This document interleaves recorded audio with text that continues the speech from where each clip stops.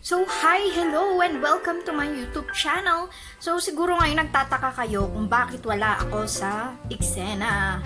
Actually, I'm just here. I just wanted to show you on how I make a soup. Well, it's a vegetable soup actually. It's very healthy, very light, which is really nice, lalo na kapag sa gabi mo siya kakainin. It's a very simple dish that I learned before. So, let's not make it too long and let's get started.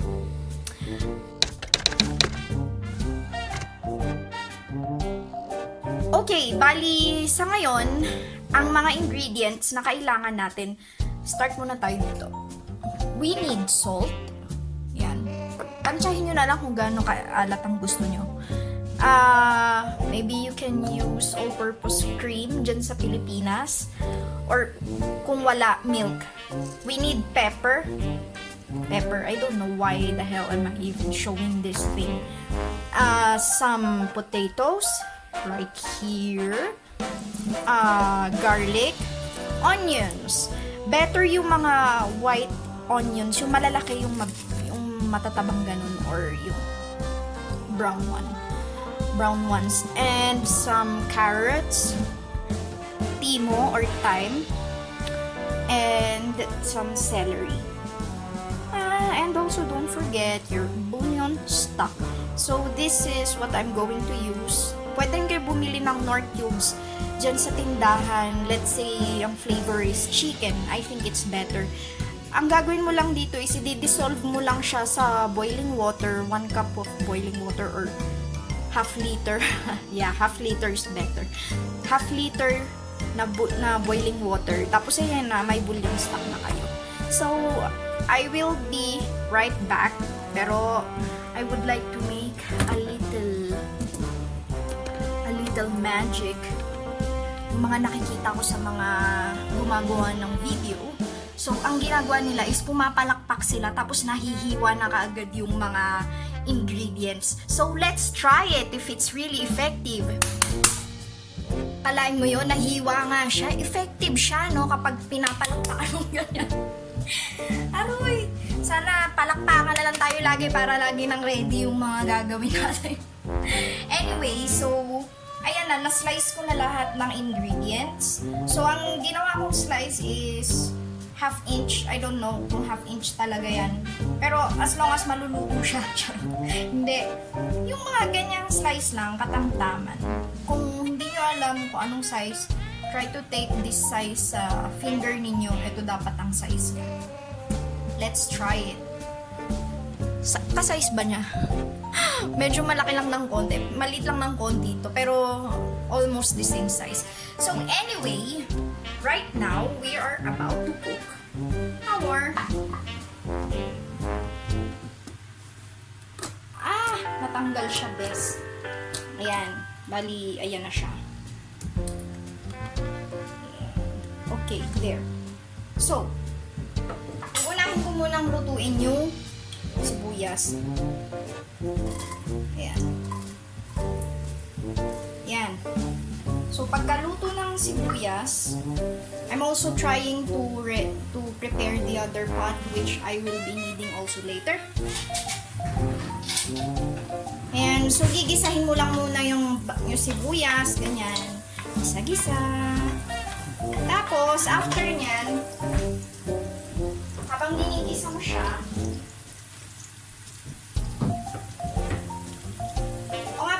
bouillon yung stock ninyo, hindi ko pala ginamit yung isang buong hindi ko ginamit yung isang buong cubes. Half lang ng cubes, ha.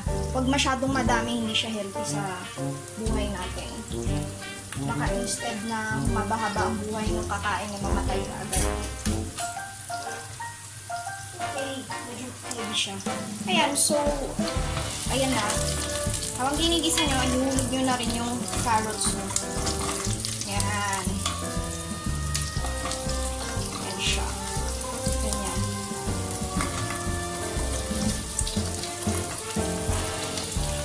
Teka.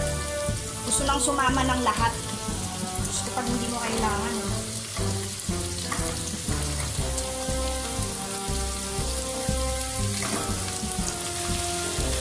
Okay. So, ngayon na nailagay mo na lahat, gisahin mo lang siya ng konti. Gisahin mo, ganyan. Ayan. Konti lang, wag mo naman itodo. Baka naman masyado may galingan. Maglasang gisado yan. Ayan. So, after yan, ihulog mo na yung nahulog yung celery.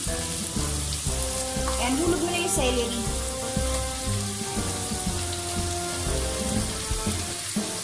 Celery. Ayan. So, isahin mo rin yan. Ayan. Yung fire nyo dapat gawin nyo lang medium heat. In fairness, mabango siya mo celery. So, ngayon, since naka-medium heat siya, sorry, medium heat siya, gagawin ko, i-low heat ko na siya. Kasi, magigisa naman tayo sa kabilang side. Ayan. Sorry sa kusina ko. Ayan na. So, dito naman sa kabilang, sa kabila, magigisa naman tayo ng bawang. Tapos, yung thyme nyo, yung timo, ihulog nyo dyan ganyan. Ayan, gisahin nyo.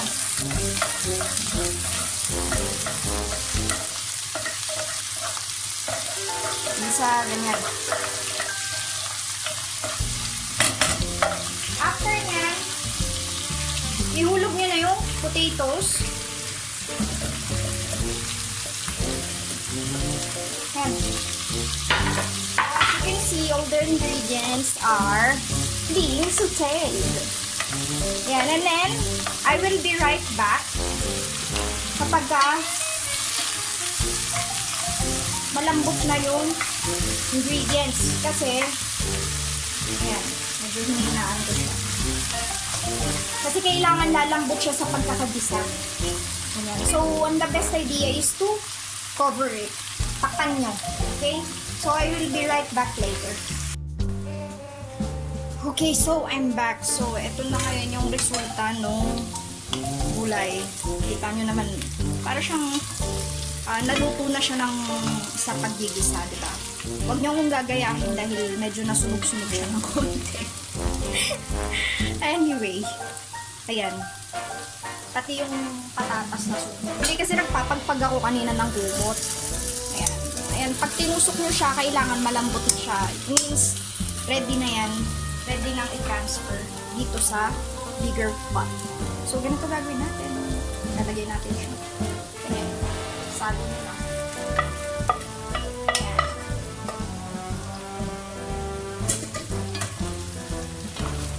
Tapos, hindi ko alam anong purpose niyan kung bakit pinaghiwalay pa yung isa parang isa lang naman outcome. Sinusunod ko lang kung ano yung nabasa ko. Anyway, ayan. Ilalagay na natin yung bouillon stock.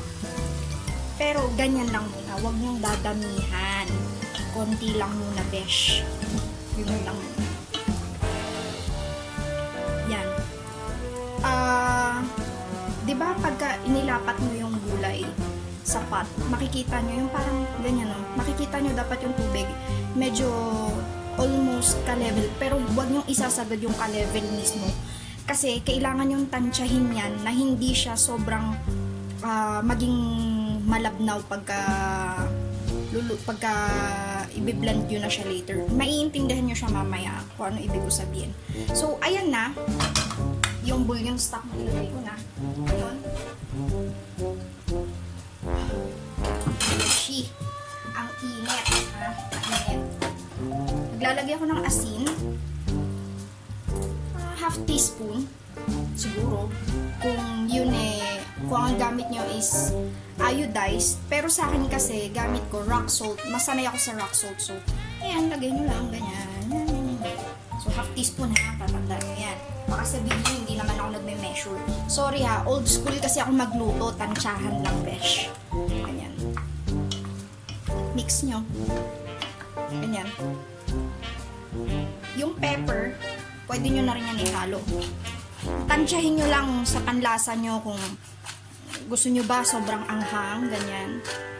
Pero sa akin kasi, ang katamtaman lang dahil may mga batang kakain ito. Baka hindi kasi nila gusto kapag nalalasahan yung paminta. Ayan. Halo nyo lang siya, ganyan, ulit. Leave it for another 10 minutes. Ayan. Medyo ilagay nyo na sa medium heat yung inyong apoy. Nakalimutan ko na mainit nga pala to. Ano ba yan? Lakas ng loob ko.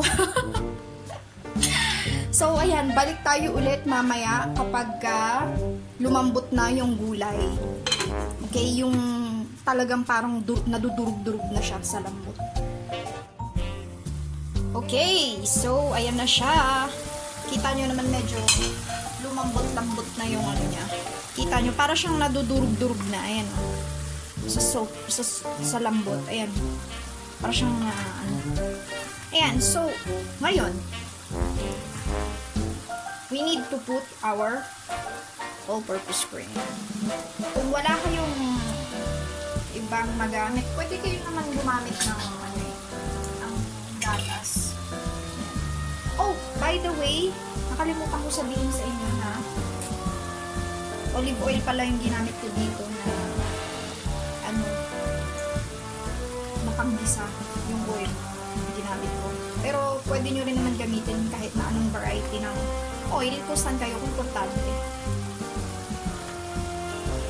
Ayan. Lalagay nyo lang yan at lagay nyo sa low heat muna ang apoy. Mix. While mixing, manonotice nyo na yung gulay. In fairness, ang bango niya ha. Gugutom na ako. Ayan, mix nyo siya. For me, kulang pa siya ng ano ng sabaw. So, dadagdagan ko siya pero pa konti-konti lang. Ayan. Ini-level ko siya ulit. Ganyan lang. Ganyan. Madali naman magdagdag kapag kakulang. Pero, mahirap magbawas pag naglagay ka na ng sobra-sobra sa niluto mo. For example, na pag naglagay ka ng asin, sumobra yung lagay mo, mahirap nang kontrolin yan. Mag-iiba na yung texture pati lasa ng food na gagawin mo. Hindi mo naman pwedeng dagdagan na lang ng dagdagan lagi ng tubig yun para matanggal yung alat. Hindi mo naman pwedeng hugasan yan. So, better, play safe every time. Ang may advice ko sa inyo, this is from my own experience, always put less because it's easier to add more in the end. Okay? So, ngayon, ang gagawin natin is iga-grind na natin to. So, pinatay ko na siya. Iga-grind na natin yung gulay.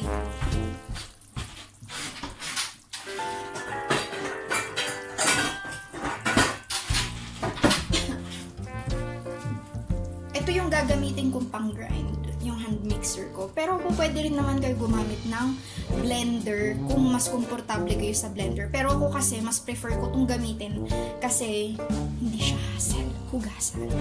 Okay, so I will be right back kapag na-grind ko na siya. Okay, so eto na siya, na-grind ko na. Pero, for me, kulang pa din siya ng sabaw. So, dagdagan ulit natin. Konti lang. Hindi masyadong isagad. Tapos, mix nyo lang siya ulit. Okay, then, babalik ako ulit kapag na-mix ko na.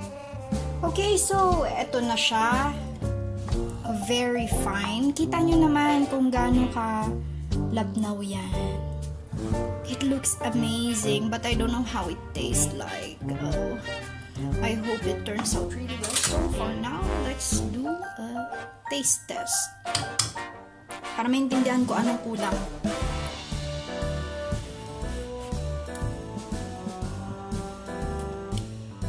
Perfect. Walang kulang. Sarap siya, in fairness.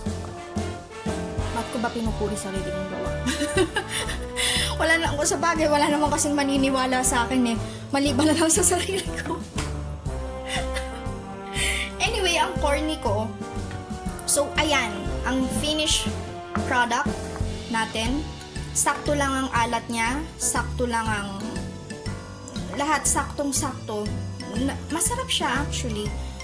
Well, pinupuri ko yung sarili kong gawa, okay? Wala akong magawa. Pero, I would prefer to add a little bit more pepper because I like it when there's a little bit kick. Ayan, konti lang, besh. Ayan. Ayan. Kasi, pag magustuhan to ng amo ko, kasi first time niya itong matitikman, pag magustuhan niya to, isi-serve namin to sa party sa darating na Friday afternoon, I think. Aspeta. Kuha tayo ng panibagong. So, titignan ko kung tama lang. Parang gusto ko nang lubos-lubusin yung kain. Parang gusto ko nang salukin na, kain. Joke lang ha.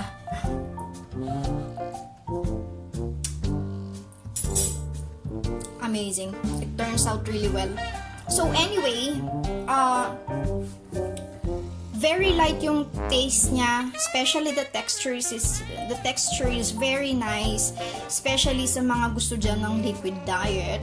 Pero counted ba to as liquid diet? I don't know, but anyway, I would suggest for you guys to try this recipe that I found. Hindi ko matandaan kung saan book ko to nakita, pero I would really suggest for you guys to try, especially sa mga babies, sa mga bata na mahirap pakainin ng gulay. This is a really good recipe kasi very healthy siya. Mix na siya ng may carbohydrates, which is not too much, and then may carrots, pampalino ng mata, may celery, hindi ko alam kung para saan yun. May herbs, then may konting asin. Tapos ayun nga, may all-purpose cream. So anyway, thanks for watching. I hope you enjoy, and I hope you would try this recipe that I made today. So salamat sa panonood sa Panlasang Pinoy. Charot. Grabe, baka sabihin kiniklaim ko yung page na yun, hindi. Anyway, salamat sa panonood at sa pagsubaybay. Please like, comment, and subscribe and share my video. Bye!